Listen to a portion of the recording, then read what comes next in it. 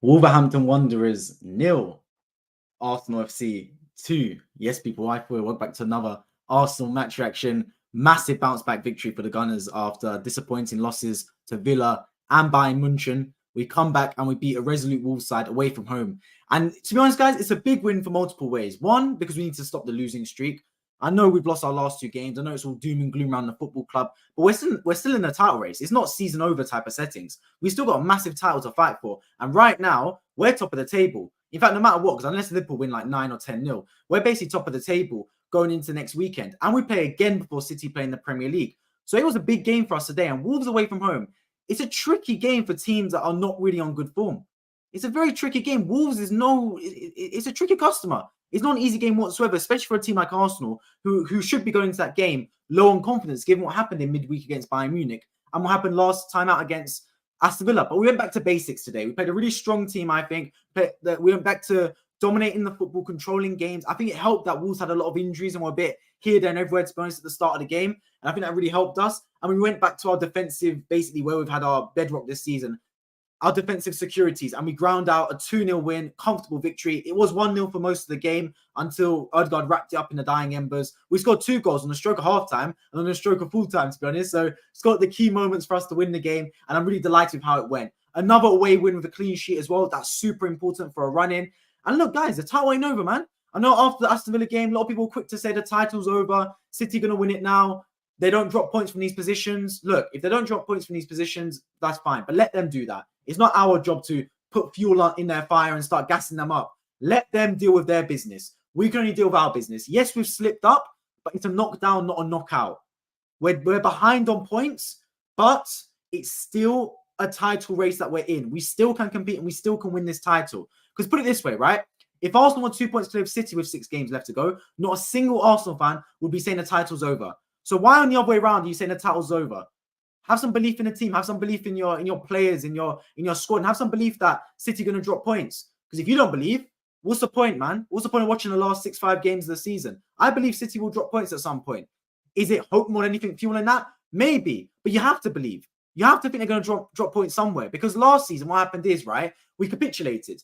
Because we were top of the table for like 90% of the season. When we finally got flipped by Man City, our heads went. We dropped points to Forest, dropped points to Brighton. We basically capitulated the title away and gave it to Man City. We cannot do that this season. We have to win every single one of our games left like the title's in our hands. Because if City slip up even once, even the draw, that still puts us in the position to win the title. And I don't want City to drop points from now to the end of the season and we don't win the title because we basically capitulated again and threw away points away from home at Tottenham or United or something. So treat every single game like it's a cup final.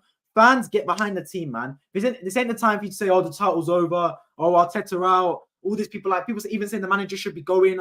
Guys, relax, man. Have that conversation at the end of the season. Right now, we're in a title running. We're in a title running. We need to be locked in from all areas. And the team looks locked in today, man. And I'm happy to see that because I would not, to be honest, guys, I'll be honest, completely honest with you. I was predicting Arsenal to draw this game. I thought we'd draw it because I thought, you know what? We lost to Villa. We lost to Bayern Munich after the fact that we didn't really score any goals away from home. We just lost from a one-off header against Kimmich. I thought we'd go into this game low on confidence, tired legs after obviously traveling back. But to be fair, we were good, man. We were good in the game. Like I said, it probably did help us a little bit that Wolves had a bit of a short-change squad, given they've had a lot of injuries in recent weeks. And on the flip side, we haven't had many injuries at all, to be completely honest. So knock wood on that one.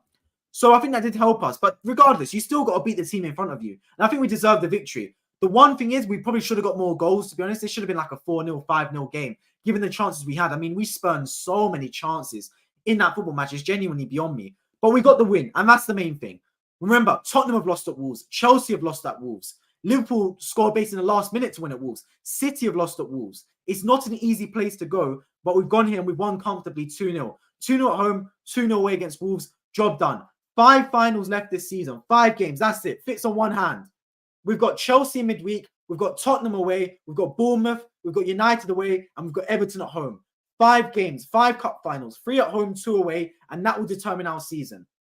That's it. Put your heart and soul into every single one of those games. Even if we win all those games, it might not be enough. But what we can do is win all those games and hope it's enough. There's no point thinking it's over. Arsenal fans might say it's over. They might say it's all for nothing. Not at all. Not at all, man. The title is still on the line. It's still on the line.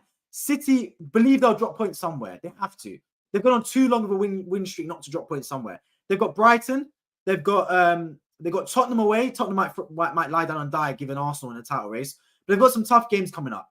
Man City. We just need to focus on our business and hope and pray that around the corner, City drop points somewhere. Because we've been on a good run this season. I know the Aston Villa game was very disappointing, especially the way we lost that game. We were on such a winning streak. It was a game at home everyone was expecting to win. But let's put things into perspective, right? We've lost one Premier League game all calendar year. It's the 20th of April. It's damn near 4 months down the line, and we've lost one game. And we played Liverpool. We played Brighton. We played City. We played Aston Villa. We played Newcastle. All these big teams around us, man. West Ham, etc. And we've only lost one game this calendar year. And we've drawn another one to Man City away. I think overall it's been a very good calendar year. And I think every Arsenal fan would have taken that. So we just have to hang in there, try and win every single game left. That's it. That's the only game plan. Liverpool play tomorrow. I'm not really worried about Liverpool, to be honest with you guys. I'm not really worried about them. Something tells me they'll fall off again. I saw the implosion happening against Crystal Palace. Something tells me it'll happen again. Liverpool they're a little bit gangly when it gets to this stage of the season. They're not really as professional as like a Man City or something that I know will pick up points routinely. Liverpool look a little bit here, there, and everywhere at times. So I'm confident they'll drop points somewhere. Where? I don't exactly know. But I think they will drop points somewhere. But at the same time, we can't really count them out. So it is still a three-way title race. Arsenal, City, and Liverpool. City are in a commanding position, but it's not over whatsoever. We've still got to put in the hard yards, still put in the effort, and hope and pray that somewhere we pick up enough points to win this title. And along the line, City drop enough points for us to win the title. But look, overall, I was delighted with how it went. I think certain players are standout performers. I thought Rice was superb in there. Engine room again, especially when he got moved to that number 8 position. Once Partey came on the pitch, I thought he was brilliant, man. Running forward, winning the ball high up the pitch from his pressure. I thought he played really well in this game. Trossard, big goal, man. Trossardinho with the goggles. We need him in these big moments. I thought he scuffed a good chance last week against Aston Villa where he should have scored. Today, made no mistake, man. Fantastic finish. Little bit lucky, given he kind of scuffed the finish, but overall, fantastic goal. And that was a big goal as well, because that first half we played well, but we couldn't find a way to put the ball in the back of the net. And he came up trumps for us. Fantastic goal in the stroke of half time. I thought Saka was all right today as well. I feel like people like to pick on Saka a lot, saying he's not standing up in big moments. Look, I agree. I don't think Saka's been fantastic, especially this latter part of this year. But I do have to say, right, the boy plays an awful lot of football for us. An awful lot of football. And he's still a very young player, man. Very, very young. Yes, he should do more from an offensive standpoint. I 100% agree with that thought process.